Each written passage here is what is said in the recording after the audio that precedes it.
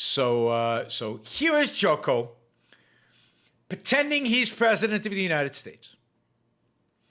So this is how a president of the United States of America should have responded to Afghanistan. And let me just say, the last president that might have come close is Reagan, and even Reagan would have not done this. No president that I know of would have done it and then executed on it, which is the other aspect of it. I assume Jocko would actually execute on it, which is important. So it's on, I guess this is on Instagram or whatever. So we're going to play this video. And then we're going to talk. I might stop it in the middle. I might just let it run because it's just, now imagine, he's president. So the Kabul has just been overrun. Remember Biden. Remember what Biden said. Remember all Biden's talk since then over the last, 5, 6, 7, 8 days. And now think about a world in which this is what the President of the United States actually says. Good evening. I wanted to give you an update on the current situation in Afghanistan. As you know, we were set to leave Afghanistan this month, and as we began the final drawdown, I made some critical errors. Namely, I underestimated the strength of the Taliban, and I overestimated the strength and capability of the friendly Afghan forces. President of the United States actually admitting to making a mistake, articulating exactly what the mistake was. Wow. Nobody ever does that. That's unusual. This was my fault. Wow. Taking responsibility. And due to my mistake, the Taliban has taken control of Afghanistan.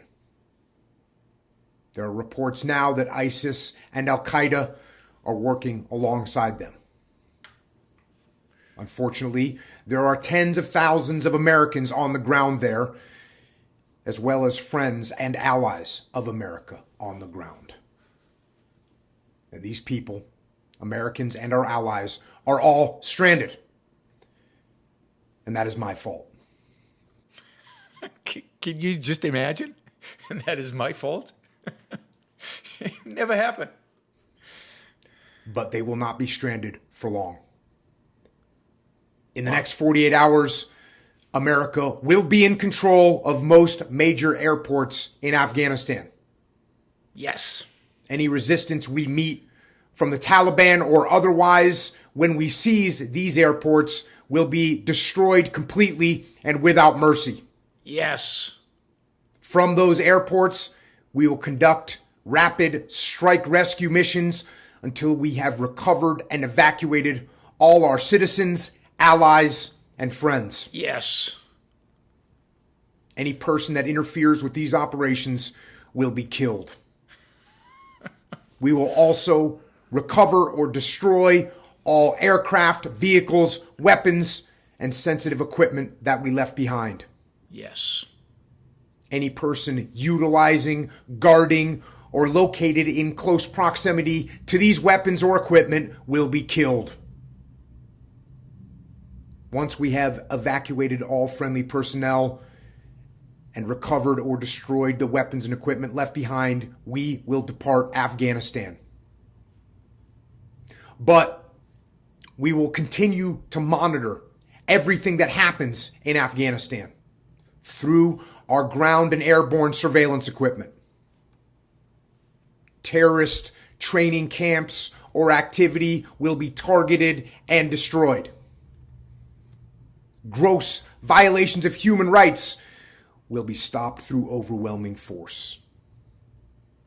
And any group in Afghanistan fighting for freedom, liberty, and basic human rights will be supported through special operations forces and ruthless precision air power. We will continue that dedicated support until the enemy is no longer a threat to humanity or to the good people of Afghanistan. May God bless America, and may God have mercy on the souls of our enemy, because we will not. That is all.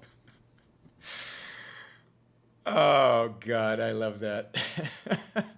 So may God have mercy on the souls of our enemy, because we will not. I mean, that is perfection. That is, I mean, almost perfection. I mean, gross violation of human rights. We're not going to be protectors of gross violation of human rights in Afghanistan. But he has no problem telling them we're going to kill them. We're going to destroy them. He has no problems asserting our superiority militarily. He has no problem calling them what they are. He has no problem admitting his errors, mistakes. Could you imagine, in your wildest dreams, a president of the United States who is even a fraction of what we just saw? When is he running? You know, I might get excited about a presidential candidate. Who knows? Man, that made my day. That was powerful.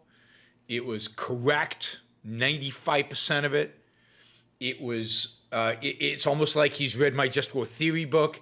It's almost like he's listened to my commentary on Afghanistan in the last couple of weeks. Crush the enemy. Leave no one behind. God. Anyway, this that was terrific. And, you know, it's that kind of attitude. It's that kind of self-confidence, that kind of self-esteem, that kind of confidence in America and its values, and that kind of confidence in the righteousness of our cause, in addition to knowing the power that our military actually has. Oh, no, don't compare him to Candace Owen. Please, no. No, no, no. He's 100 times better. Anyway, I don't want to get into Candace Owen, but no, not Candace Owen. He's got the confidence, the knowledge, the certainty, and just the stat, you know, just that look on his face. Oh my God, I would run.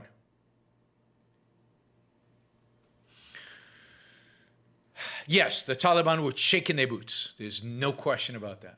No question about that. They would, you know, they would hand over the weapons. They would walk away.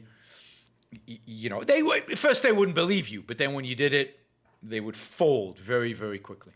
Anyway, that was amazing. I hope you guys enjoyed it as much as I did. It's exactly what needs to happen. It's exactly what a proper, rational, courageous president with self-esteem would actually say and do. We haven't had one, maybe ever. I don't know, George Washington, maybe was the last one who could have pulled that off. And fun and entertaining. And to begin with, I wonder if I can ask you to capsulize. I know this is difficult. Can I ask you to capsulize your philosophy? What is Randism? First of all, I do not call it Randism, and I don't like that name. I call it objectivism. All right. Meaning a philosophy based on objective reality. Now let me explain it as briefly as I can. First, my philosophy is based on the concept that reality exists as an objective absolute, that man's mind, reason, is his means of perceiving it, and that man needs a rational morality. I am primarily the creator of a new code of morality which has so far been believed impossible, namely a morality not based on faith.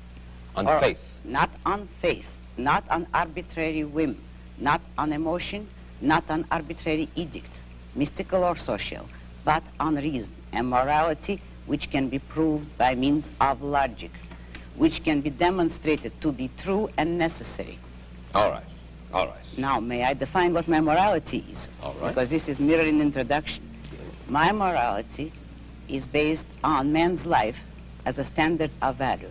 And since man's mind is his basic means of survival, I hold that if man wants to live on earth and to live as a human being, he has to hold reason as an absolute, by which I mean that he has to hold reason as his only guide to action, and that he must live by the independent judgment of his own mind, that his highest moral purpose is the achievement of his own happiness, and that he must not force other people, nor accept their right to force him, that each man must live as an end in himself and follow his own rational self-interest.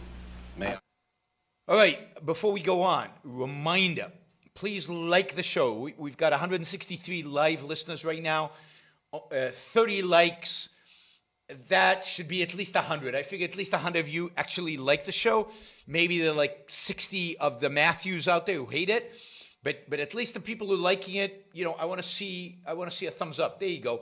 Start liking it. I want to see that go to 100. All it takes is a click of a thing, whether you're looking at this. And you know, the likes matter. It's not an issue of my ego. It's an issue of the algorithm. The more you like something, the more the algorithm likes it. So, you know, and if you don't like the show, give it a thumbs down. Let's see your actual views being reflected in the likes. But if you like it, don't just sit there. Help get the show promoted. Of course, you should also share. And you can support the show at JeronBrooksShow.com/support, or on Patreon or Subscribestar or Locals, and show your support for the work, for the value hopefully you're receiving from this. And of course, don't forget, if you're not a subscriber, even if you just come here to troll, or even if you're here like Matthew to defend Marx, then you should subscribe, because that way you'll know when to show up. You'll know what shows are on, when they're on. You'll get notified, right? So, yes, like, share, subscribe, support. Like, share, subscribe, support. There you go. Easy. Do one or all of those, please.